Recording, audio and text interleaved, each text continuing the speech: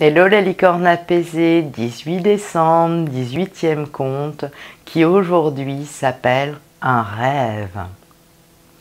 Deux ombres glissaient dans la nuit d'Ujjaï. Le roi Vikram et son vizir et ami Bhuti circulaient parfois en ville en des déguisements variés. Ainsi, espérait-il flairer de près les joies et les peines du peuple. Cette nuit-là, Bhuti tenait le rôle d'un marchand, le roi, celui de son serviteur.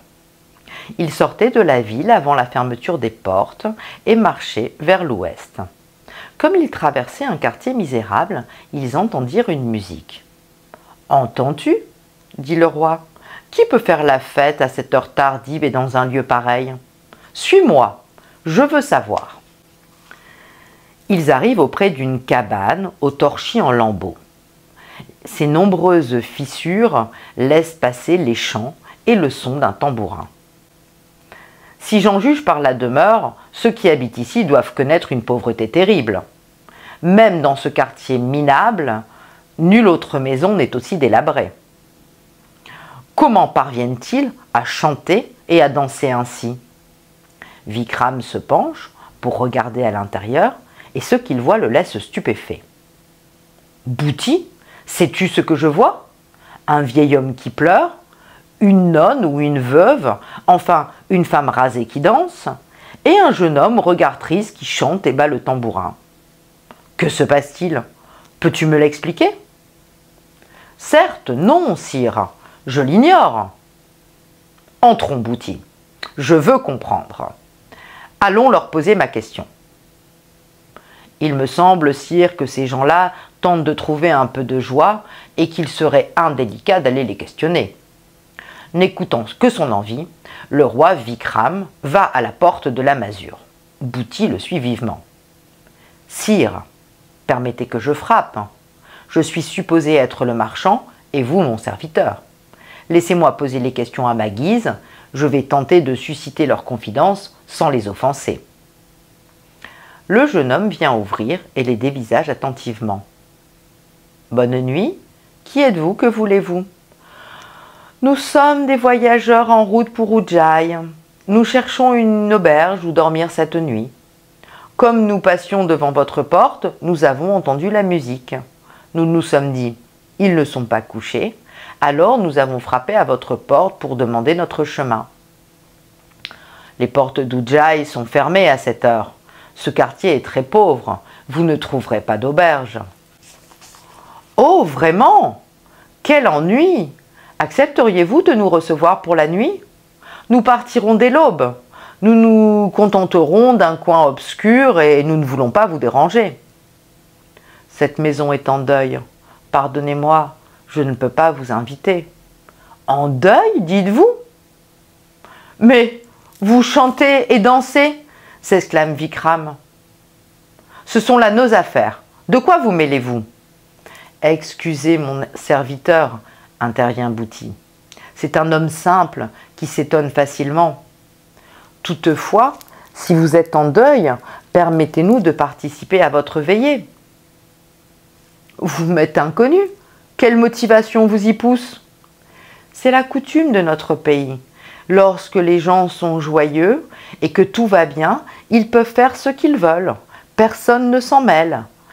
Mais en temps de deuil, nous devons veiller avec ceux qui souffrent afin de partager leur chagrin et tenter d'alléger leur peine. Nous ne sommes pour vous que des voyageurs, mais nous sommes des hommes et nous serons honorés si vous nous acceptez dans ces conditions. »« Si c'est votre volonté, entrez, » répond le jeune homme. « Merci de vouloir partager la tristesse qui nous accable.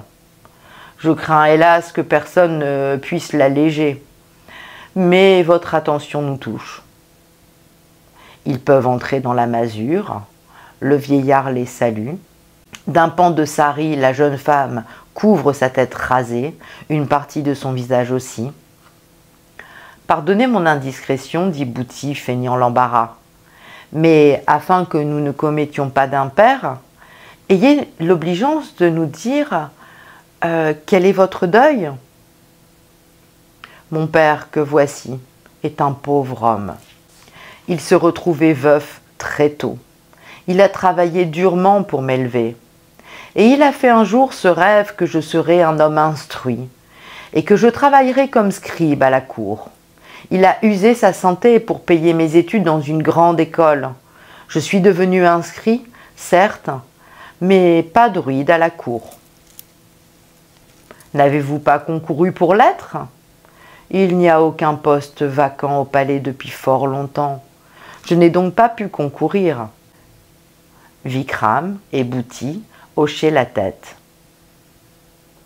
Vikram, perplexe, interrogea encore.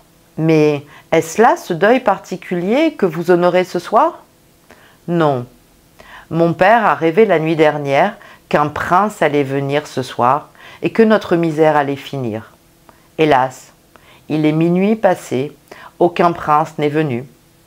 Mon père en est désespéré. Il avait demandé à mon épouse d'acheter une coupe d'argent afin que le prince puisse boire dans un récipient digne de lui. Comme notre bourse était vide, elle a vendu ses cheveux pour payer ce trop bel achat.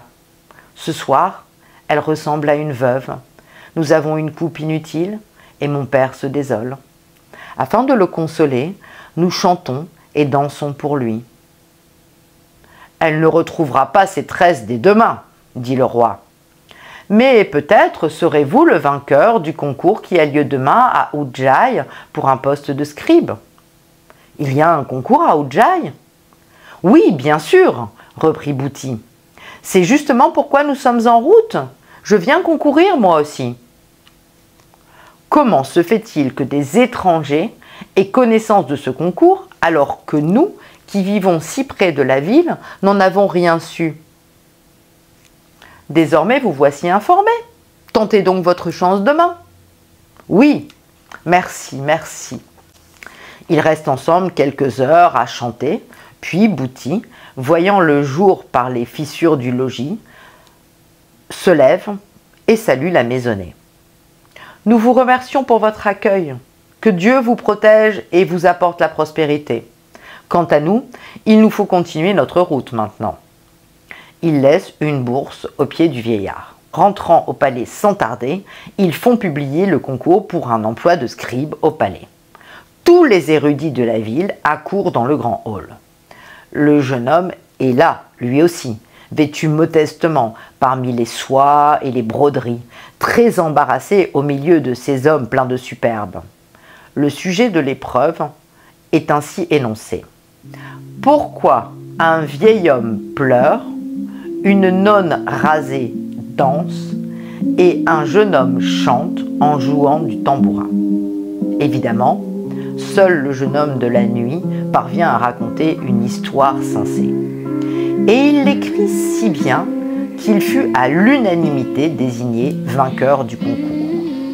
Lorsqu'il revient chez lui porter la nouvelle, il offre à son père, en riant, du thé dans la coupe. Il lui raconte, songeur, l'énoncé du concours et sa première entrevue avec le roi Vikram. Il m'a félicité, m'a dit qu'il était heureux de m'accueillir parmi les scribes. Il m'a dit aussi qu'il aimait avoir autour de lui des hommes capables de chanter dans l'adversité. Et il a eu ce mot qui m'a ému. C'est au plus noir des nuits que germent les aurores.